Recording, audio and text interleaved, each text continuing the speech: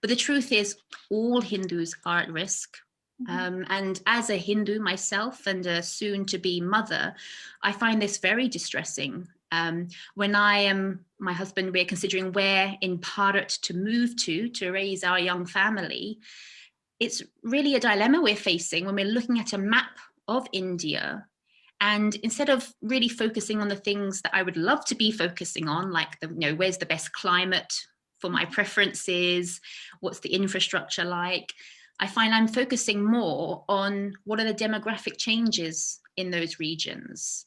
How many attacks are there on mandirs and on Hindus in those regions? And if the Break India forces were ever successful, what would the consequences for our physical safety be in those places?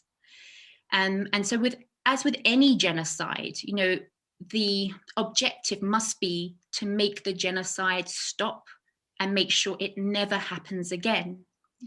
The problem is that there are so few people who know about it, who acknowledge it, and it's growing in awareness, certainly, but it needs to be happening at a much, much faster pace.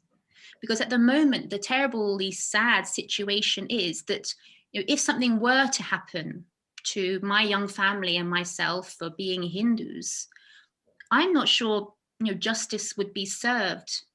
And because that's rarely what happens when the victims are Hindus, quite often justice isn't served.